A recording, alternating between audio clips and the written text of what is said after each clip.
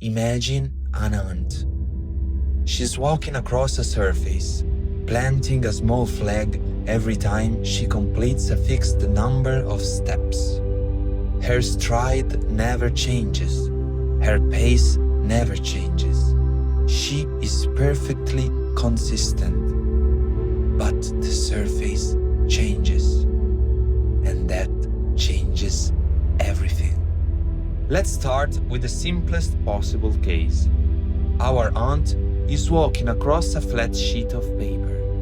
Infinite, perfectly even. She plants a flag every 10 steps, walks forward, plants another, walks forward, plants another.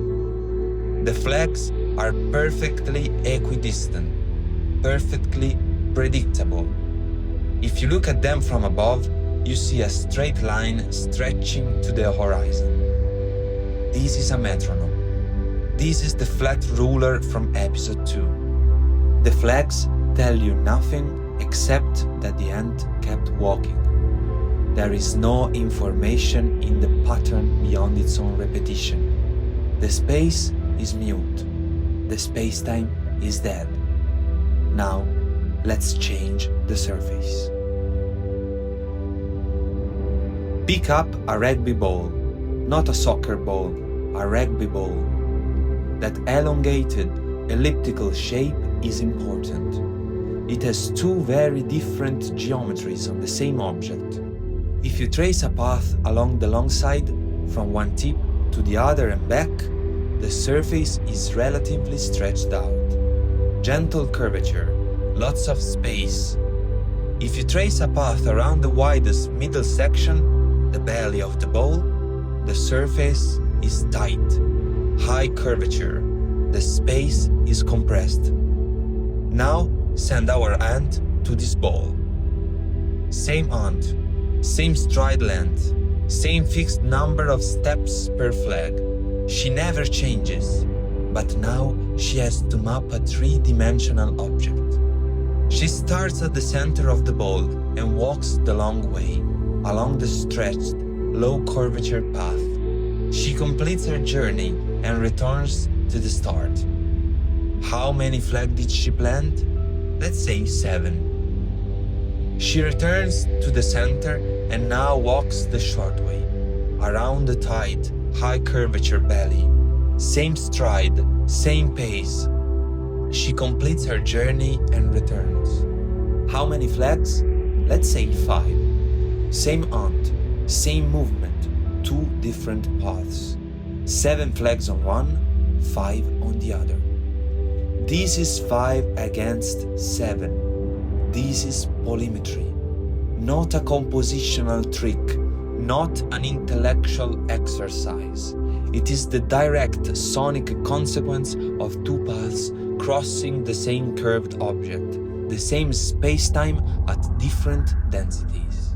When you hear 5 against 7 in music, your nervous system is perceiving the difference in curvature between 2 geodesics of the same object. You are physically sensing the shape of a space that isn't flat. Now, let's go one level deeper, because this is where it gets extraordinary.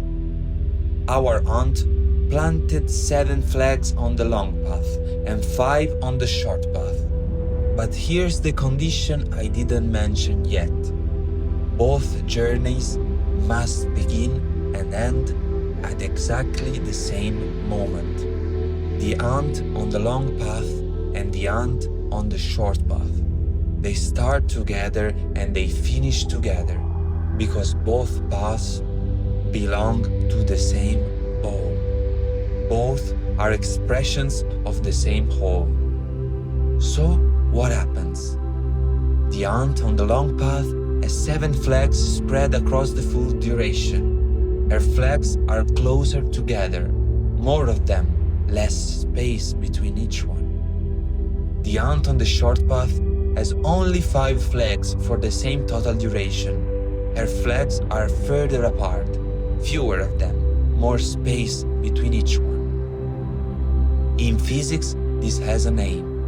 When space contracts, when the path gets shorter, tighter, time dilates. Each step must last longer to fill the same total duration. And when space expands, when the path is long and stretched, each step is shorter, more compact. The ant on the short path is experiencing time dilation. Each of her 5 bits must expand to fill the space that 7 bits fill on the other path. Her pulses are heavier, wider, more gravitational. This isn't an analogy. This is the actual mechanism of general relativity, expressed in rhythm. Mass curves spacetime, and curved spacetime dilates time. When a composer writes 5 against 7, they are not making an intellectual statement about mathematical complexity. They are encoding the geometry of a curved space directly into sound. The ratio between the numbers is the measurement of the deformation. 5 and 7 aren't just rhythms, they are coordinates on the surface of a non-flat object. Now, let's name the machinery behind this precisely. Every polymetric relationship, every curved spacetime expressed in music is built from 4 clocks running simultaneously. The first clock is the master, the whole, the complete journey of the ball, start to finish. This is the measure, the container that both paths must fill. It is the law that both ants must obey, start together, end together. This clock is sovereign. The second clock is M, the first grouping. In our example, 7. 7 flags on the long path. 7 bits that divide the master duration into 7 equal parts. The third clock is N, the second grouping, 5. 5 flags on the short path. 5 bits that divide the same master duration into 5 equal parts.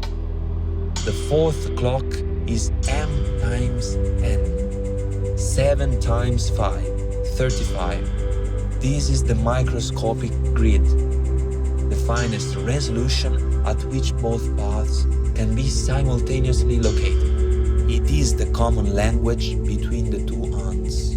If you divide the master duration into 35 equal micropulses, every flag of the 7th path falls on poles 5, 10, 15, 20, 25, 30, 35. Every flag of the 5th path falls on pulse 7, 14, 21, 28, 35. They only coincide at the very beginning and the very end, pulse 1 and pulse 35. Everywhere else, they are in different places at the same time, tracing different paths across the same ball. That 35 pulse grid is invisible to the listener. They don't count it, they don't need to, but their nervous system feels it. The way you feel the grain of wood under your fingers without counting the fibers. It is the texture of the space-time you've built. These 4 clocks, master, M, N, and M times N, are what the resonance code calls the tetrad of the present. They are the complete description of a curved musical spacetime. You might be asking, this is beautiful, but what do I actually do with it? Here is the practical consequence. When you understand that 5 against 7 is a geometric relationship, not a complexity fit, you stop trying to calculate it. You stop trying to hold both streams in your head simultaneously as two separate counting systems. That approach generates exactly the kind of cognitive friction that makes polymetry feel impossible. Instead, you inhabit the curved spacetime, feeling the interaction and the relationship of both paths at the same time. You don't count one path while managing the other. You don't split your attention between two streams. You inhabit the curved spacetime itself, the space where both paths already exist, already interact, already pull on each other.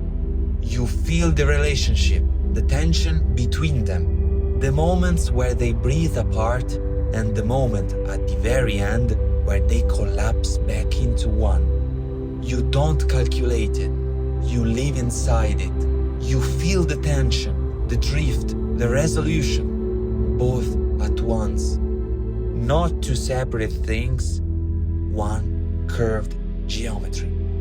This is what Polymetrica is built for. It is the practical engine of the resonance code, a tool that lets you see these relationships visually, hear them in isolation and in combination, and build your own curved spacetimes from the ground up. It maps the 35 poles grid. It shows you where the paths diverge and where they collapse back together. It turns the physics into something you can touch and hear. The link is in the description. If this episode opened something in you, that's where you go next. We've come a long way in 3 episodes. We dismantled the 4D deception. We exposed the binary ruler. And today we curved space-time around a rugby ball and listened to what it sounds like from the inside. You now understand that polymetry is not complexity, it is geometry. That 5 against 7 is not a trick, it is a physical description of two paths crossing a non-flat surface. That the ratio between the numbers is the measurement of the curvature, and that the tetrad of the present, the 4 clocks, is the complete machinery that makes it work. In episode 4, we go inside the tree. We stop talking about how to measure curved spacetime and we start building it, one pulse, one generation at a time. We plant the seed and watch the universe grow out of it. I am Silvestro nel Cosmo. I don't teach music. I engineer the resonance of your existence. The manifesto is in the description. Free preview and complete version. Polymetrica is there too. Use it. The ball is curved. The ant is you. Inhabit the time.